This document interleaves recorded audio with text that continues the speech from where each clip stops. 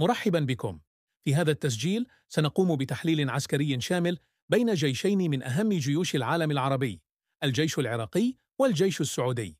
سنخوض في تفاصيل النشأة، التركيبة، القدرات والجاهزية، مع نظرة إلى التحديات التي واجهها كل جيش، ونحاول الإجابة على السؤال الكبير: من الأقوى؟ لنبدأ رحلتنا. الفصل الأول: النشأة والتاريخ.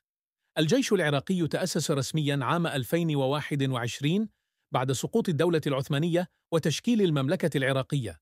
خلال تاريخه خاض حروباً شاملة، منها الحرب مع إيران التي استمرت 8 سنوات، وغزو الكويت عام 1980، ثم واجه الغزو الأمريكي عام 2003، وتعرض بعدها لتفكك واسع أعقبه إعادة بناء ببطء بدعم خارجي.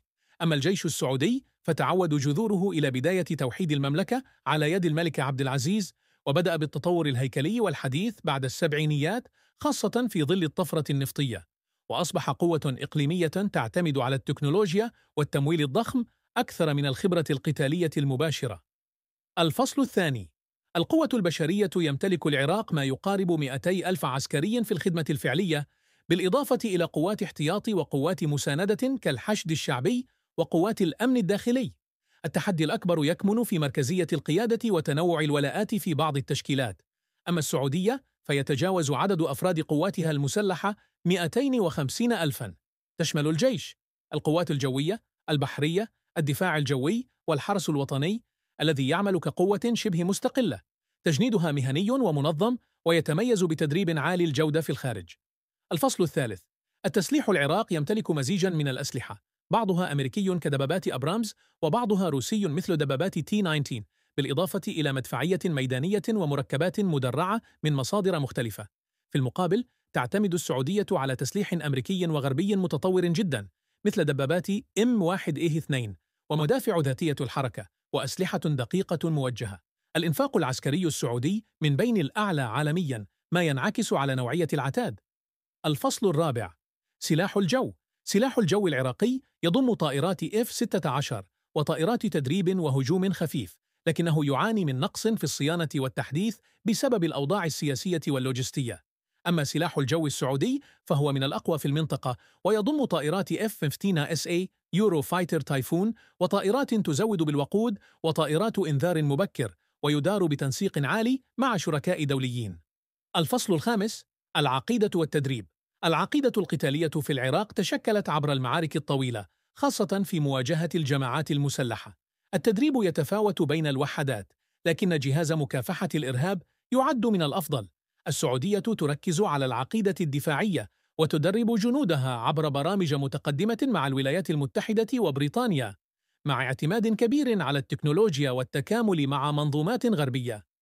الفصل السادس: الحرب الإلكترونية والاستخبارات. العراق ما زال في بداية بناء قدراته السيبرانية، ويعتمد جزئياً على التعاون الدولي. في المقابل، السعودية تستثمر بقوة في الأمن السيبراني والذكاء الاصطناعي، ولديها مراكز متقدمة في تحليل المعلومات ومراقبة التهديدات الرقمية. الفصل السابع: التجارب القتالية. الجيش العراقي اكتسب خبرة كبيرة خلال معاركه مع داعش، خاصة في المدن الكبرى كالموصل، حيث خاض حرب شوارع حقيقية. الجيش السعودي خاض حربا طويلة في اليمن، يواجه فيها جماعات مسلحة غير تقليدية، وهجمات بالطائرات المسيرة والصواريخ الباليستية، ما أدى إلى تطوير دفاعاته الجوية واكتساب خبرة في بيئة غير تقليدية. الفصل الثامن: التحالفات والدعم الخارجي. العراق يحاول التوازن بين علاقاته مع إيران والولايات المتحدة، ما يضعه في موقع حساس، لكنه يستفيد من تدريب أمريكي ودعم استخباراتي جزئي. السعودية لديها تحالف استراتيجي قوي مع الولايات المتحدة، وتشارك في مناورات مع دول الناتو، كما تستورد الأسلحة والتدريب من عدة دول غربية. الفصل التاسع: نقاط القوة والضعف. الجيش العراقي: نقاط القوة: الخبرة القتالية، القدرة على العمل في بيئات معقدة. نقاط الضعف: ضعف القيادة الموحدة، تدخلات سياسية، ومحدودية الدعم التقني. الجيش السعودي: نقاط القوة: التكنولوجيا، التنظيم، الدعم الدولي. نقاط الضعف: نقص في التجربة القتالية التقليدية، والاعتماد المفرط على الاستيراد الخارجي. دايدين: الخاتمة: من الأقوى لا توجد إجابة بسيطة. الجيش العراقي يملك خبرة ميدانية عميقة نتيجة سنوات من الحرب الحقيقية، بينما الجيش السعودي يمتلك أدوات الحرب الحديثة والدعم الدولي. القوة لا تقاس فقط بالسلاح أو العدد، بل بمدى الجاهزية، الكفاءة والقدرة على تنفيذ المهام في الظروف الواقعية. في النهاية، لكل جيش خصوصيته، ولكل دولة أولوياتها الدفاعية. نترك لكم الحكم. من برأيكم الأقوى؟ ومن الأجدر بقيادة قوة عربية موحدة مستقبلاً